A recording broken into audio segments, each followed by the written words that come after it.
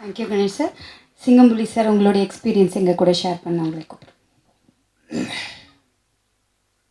Media நண்பர்களுக்கும் தொலைக்காட்சி நண்பர்களுக்கும் இங்கே வர இருந்திருக்க அனைவருக்கும் என்னோடய முதல்ல வணக்கத்தை நான் சொல்லிக்கிறேன். இந்த படத்தில் நடித்ததுக்காக நான் இந்த ஃபங்க்ஷனுக்கு வரல. பட்டு நான் கொஞ்சம் சிக்கிருச்சாடா உனக்கு மைக்கு அப்படிங்கிற மாதிரி எங்கள் டைரக்டர் பார்க்குறாரு சுந்தர் சார்.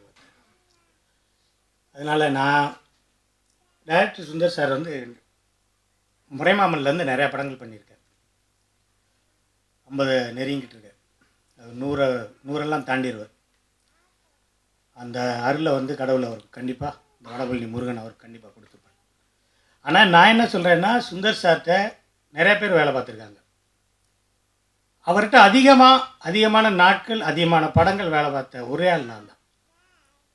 அதை என்றைக்குமே நான் பெருமையாக சொல்லிக்கிறேன்.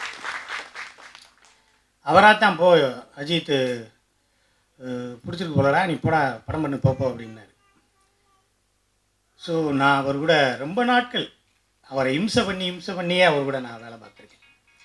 ஸோ அந்த மிகப்பெரிய உரிமை எனக்கு அதிகமாக இருக்குது. நான் அவர்கிட்ட ஃபஸ்ட்டு படம் நான் அவர் கூட இருந்தது, அவரை எப்படி இம்சை பண்ணது அப்படிங்கிறது ஒரு 4-5 இன்சிடென்ட் நான் சொல்லிக்கிறேன். ஃபஸ்ட்டு அதுக்கு முன்னாடி விஜய் பாஸ்கர் இந்த ஹலோ நான் பேய் பேசுகிறேன் இந்த படத்துக்கு வாய்ப்பு கொடுத்ததுக்கும் எங்கள் சுந்தர் சார், அவனை கொஞ்சம் நடிக்க வைங்க, கேட்டுக்கிட்டே இருக்கான், பண்ணணும்ல அவனுக்கு அப்படின்னாரு. ஸோ விஜய் பாஸ்கர் அந்த 2 நாள் நடித்தார். டைரக்டரும் எங்கள் சுந்தர் சார் பார்த்துட்டு, இல்லை கொஞ்சம் அவன் போர்ஷனை கொஞ்சம் எக்ஸ்டெண்ட் பண்ணுங்க, அந்த அடி வாங்குறதெல்லாம் அவனை வச்சு எடுங்க அப்படின்னாரு. அப்புறம் தளபதி தினேஷ் சார் ரோப் எல்லாம் கட்டி அடித்து நொறுக்கி ஒரு 3 நாள் உங்களை அடிக்க சொல்லியிருக்காரு டைரக்டர் அப்படின்னு சொல்லி அடித்தார். ஸோ படமெல்லாம் முடிஞ்சிருச்சு, பணமெல்லாம் வாங்கிட்டேன், டப்பிங்கெல்லாம் முடிஞ்சிருச்சு. படம் டப்பிங் பேசினோடனே படம் வேகமாக ஃபினிஷ் பண்ணணும் அப்படிங்கிறத அவரோட எண்ணம். காலமும் வட்டியும் அந்த படத்துலேருந்து எதுவுமே யாரும் தின்றக்கூடாது அப்படிங்கிற ஒரு விஷயம் இருக்குது. உழைப்புக்கு சரியான ஊதியம் வேணும், சீக்கிரம் படத்தை முடிக்கணும், அதை தவிர வேறு எதுவுமே தெரியாது. படம் பார்த்துட்டு என்னோடய போர்ஷனை பார்த்துட்டு தீபாவளி அன்னைக்கு ஒரு 4 நாளைக்கு முன்னாடி 4th or 5th அன்பு மேனேஜர்கிட்ட 1 லட்ச ரூபாய்க்கு மேலே, நீங்கள் நம்பவே மாட்டீங்க, ஒரு கவரில் எனக்கு கையில் கொடுத்துவிட்டார். புளியை தீபாவளிக்கு வச்சுக்க சொல்லியிருந்தேன்.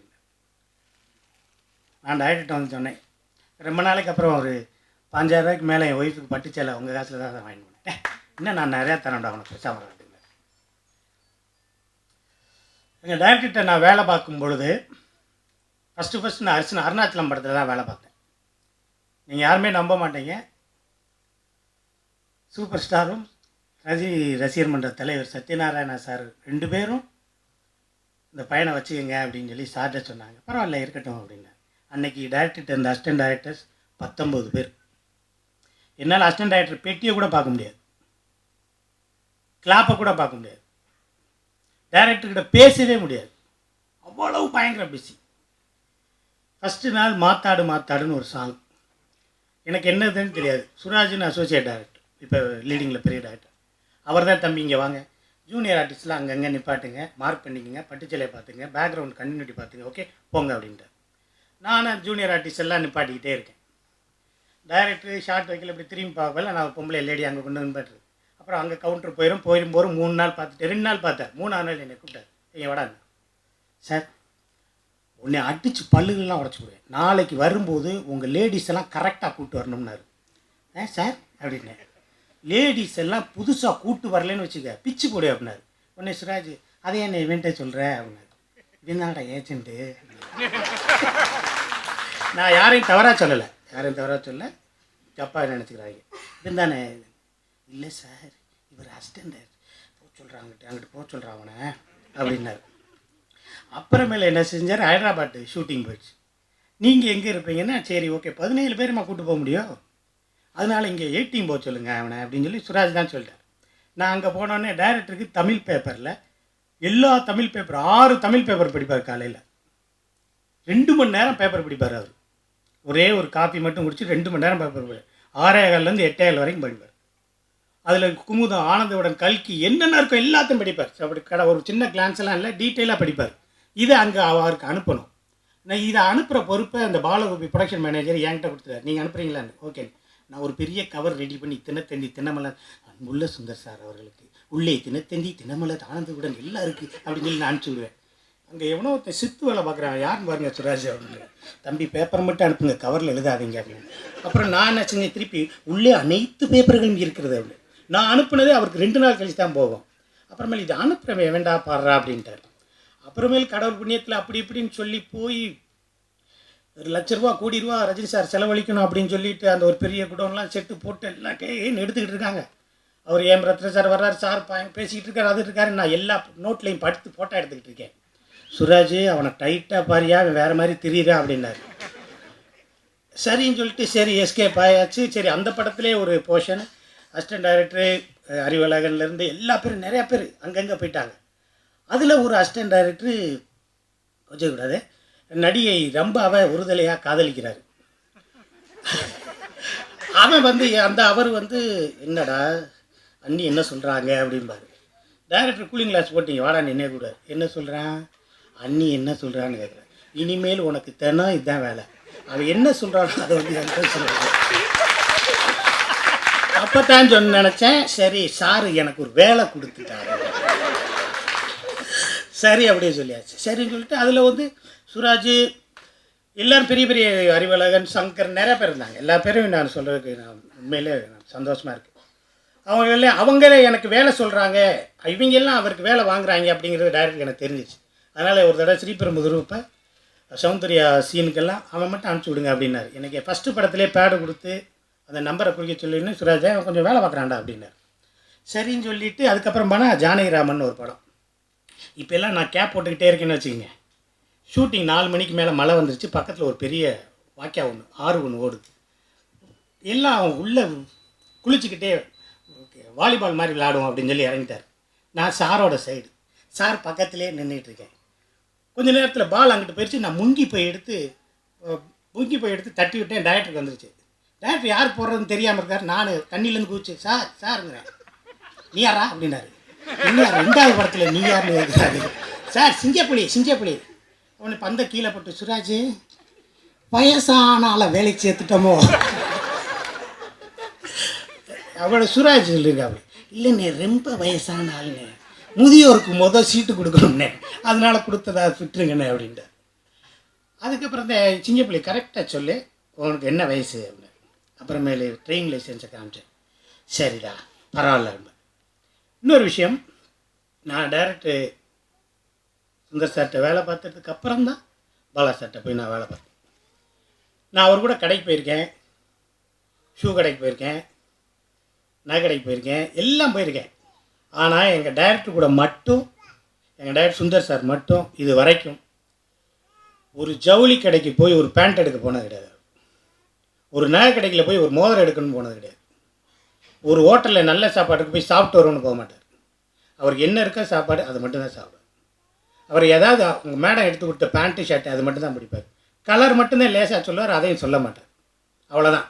அவங்க அம்மா எது எடுத்து கொடுத்தாங்களோ அதை தான் சமைச்சு சாப்பிடுவார். அதைத்தான் சமைச்சு வச்சது தான் சாப்பிடுவார். புதுசாக ஒன்று இருக்குது, அதை போய் அங்கே வாங்கிட்டு வா, இதை போய் இதை இங்கே வாங்கிட்டு வான்னு சொல்லவே மாட்டார். நான் டைரக்டர் கூட இருக்கையில் ஏதாவது இங்கே கடைக்கு போனோம்னா ஒரு ஷூ எடுத்துடலாம், ஒரு 2 லினன் சட்டை எடுத்துடலாம், அப்படி இப்படின்னு நானும் வெயிட் பண்ணி பார்க்குறேன். இவர் எங்கேயுமே போக மாட்டேங்கிறார். வண்டி ஓட்ட தெரிஞ்சால் தானே போக முடியும் அப்படின்ட்டு இருந்தார். வண்டி ஓட்ட தெரியாது. அப்போ சரி அப்படின்னு சொல்லி ஆட்டோ கீரில் ஒரு கார் வாங்கிட்டார். அது பாட்டு ஓடிட்டே இருக்கல, சேஞ்ச் ஆகிட்டே இருக்கும். இவர் ஏன் சார் நீங்கள் வண்டி ஓட்டுறீங்க, நீங்கள் திங்க் பண்ணிக்கிட்டே இருப்பீங்க, எனக்கு தெரிஞ்ச ஒரு டிரைவர் இருக்கார், கூட்டு வாடான்னார். அந்த டிரைவரை கூப்பிட்டு வந்து அந்த பெரிய காஸ்ட்லி காரை 2வது நாளே ஒரு வண்டியோட மோதிட்டான். அப்படியே என்னை பார்த்தாரு. உங்கள்கிட்ட யார் இருக்கா சரி சொல்லு அப்படின்னு. இல்லை சார் இனிமேல் யாருமே இல்லை சார். அப்புறம் வேறு ஒரு காரில் என்னை கூப்பிட்டு போனார். கடைப்பிட்டு வருமா அப்படின்னார். போகலாம் சார். என் கூட விச்சு வந்தாப்புல. இப்போ விச்சு 2 பேண்ட்டு, நான் ஒரு 2 பேண்ட்டு 4 சட்டை எடுத்துக்கலாம். ஓகே பாண்டி பஜார் பணங்கள் பாரு, குளோபஸ் போகுது, அங்கே திரும்பு, அப்போ ரேமான்ஸில் எடுக்க போகிறோம், இல்லை அங்கே போகுது, அப்போ இங்கே எடுக்க போகிறோம், இப்போ மோதிரம் எடுத்துகிட்டு அங்கே எடுக்க போகிறோம். பல கனவு. நேராக போனால் ஒரு ஷாப்பிங் காம்ப்ளெக்ஸில் இறங்கி வாப்பலாம் அப்படின்ட்டு உள்ளே போனார். இதுக்குள்ளே தான் நல்ல பேண்ட் சட்டை இருக்குமோ அப்படின்னு சொல்லிட்டு நான் பின்னாடி போகிறேன். டப்புன்னு ஒரு கண்ணாடி கிளாஸ் உள்ளே போகிறாரு, முடி வெட்டுற கடை. இங்கே நம்மளுக்கு என்ன வேலை அப்படின்னு சொல்லிட்டு பக்கத்தில் இருந்த புளி ஏதாவது செஞ்சுக்க புளி அப்படின்றாரு. இதில் என்ன சார் செய்கிறது அப்படின்னே அந்த ஆள் எனக்கு முடிவெட்டையில் இன்னொரு ஆளை பார்த்து, சார் இங்கே 2 மினிட்ஸ் தான் நீங்கள் இருங்க அப்படிங்கிறாரு. இன்னும் புள்ளி நீ வேறு ஏதாவது செய்ய அப்படின்னா, ஒன்றும் செய்ய முடியாது சார் அப்படின்னு சொல்லிட்டு நான் இதுவரைக்கும் சென்னைக்கு வந்து தான் சினிமாவுக்கு வந்திருக்கேன். சென்னைக்கு வந்து சினிமாவே சென்னையே எனக்கு ரொம்ப பிடிச்சி. எங்கள் அப்பா ட்ரீட்மெண்ட் அப்போ நான் வந்தேன். அதுக்கப்புறம் நான் சென்னைக்கு வந்து இருந்தேன். இது வரைக்கும் இருக்கிற காரணமே எங்கள் டைரக்டர் சுந்தர் சார் தான். என்னை டைரக்டரை விட டைரக்டரோட அம்மாவுக்கு எனக்கு ரொம்ப பிடிக்கும். அவங்களுக்கு என்னை ரொம்ப பிடிக்கும். ஏன்டா புள்ளி லேட்டாக வந்தேன், ஏன் சாப்பிடல, ஏன் நீ சுந்தரா கூட போகல, சுந்தரா சாப்பிட்டுச்சா அப்படிம்பார். உண்மையிலே டைரக்டருக்கு மதியானம் வீட்டிலேருந்து ஆஃபீஸ்க்கு சாப்பாடு வரும். ஆனால் அவரோட நண்பர்கள் வட்டம் அதிகமானதுனால அவர் மதியானம் எங்கேயாவது சாப்பிட கூப்பிட்டு போயிடுவாங்க. நீங்கள் வாங்க, அங்கே வாங்க, இங்கே வாங்க, இங்கே வாங்கன்னு அவங்க வீட்டில் எங்கேயாவது கூப்பிட்டு போயிடுவாங்க. ஆனால் மதியானம் சாப்பாடு வரும். எனக்கு ஃபோன் பண்ணார், புள்ளி வீட்டிலேருந்து சாப்பாடு வரும், சாப்பிட்டு எனக்கு கூப்பிட்டும்பார். நான் கேரியர்லாம் எடுத்துகிட்டு மேலே கேரியரில் அப்பளம் சார், வடகம், மோர் வடகம், ரெண்டாவதுல கீரை கூட்டு, பொரியல் கிரியல் ஊறுகாய் வரைக்கும் எல்லாம் சொல்லுவேன். டப்புன்னு கட் பண்ணிட்டு சாயந்தரம் வீட்டுக்கு போல சட்டையை கழட்டி போல, ஏமா கீரையை இன்றைக்கி வச்சேன் பாரு, நாளைக்கு வைக்க மாட்டேன், நான் வரலையே, நான் சாப்பிட்லையே, அவன் என்ன போய் சாப்பிட்றதெல்லாம் நினைக்க மாட்டேன், நீ சாப்பிட்ற இதில் என்ன இருக்கே அப்படின்னு என்னக்கூடிய வரும். நான் மெட்ராஸை விட்டு எங்கேயுமே போகல. ஆனால் டைரக்டரோட சேர்ந்ததுக்கப்புறம் உலகத்தில் நான் பார்க்காத நாடே கிடையாது. எங்கள் அம்மா எனக்கு ஆசீர்வாதம் பண்ணி விபூதி பூசி விடும். இந்த 100 ரூபா வெளிநாட்டில் போய் காப்பி விடுங்க. அந்த 100 ரூபா மீனம் பார்க்கறதுக்கு அப்புறம் செல்லாதுங்கிறது எங்கள் அம்மாவுக்கு தெரியாது. ஆனால் எங்கள் அம்மா 100 ரூபா கொடுக்கும்.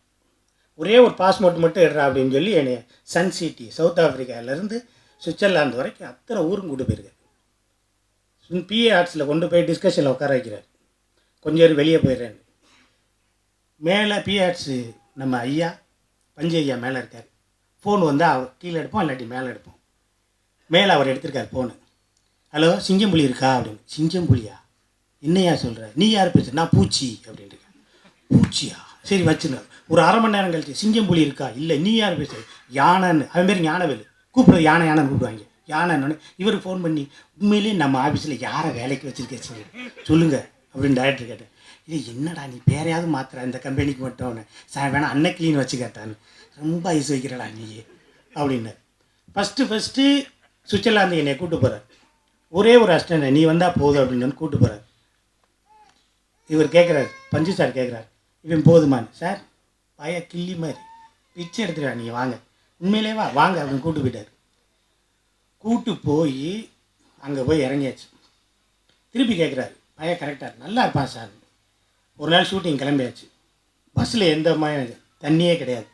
ஒரு இடத்துல பஸ்ஸை நிப்பாட்டி, தண்ணி யார் போய் வாங்குறது அப்படின்னோடனே டைரக்டர் போய் தண்ணி வாங்கிட்டு வந்துருப்பா அப்படின்னாரு.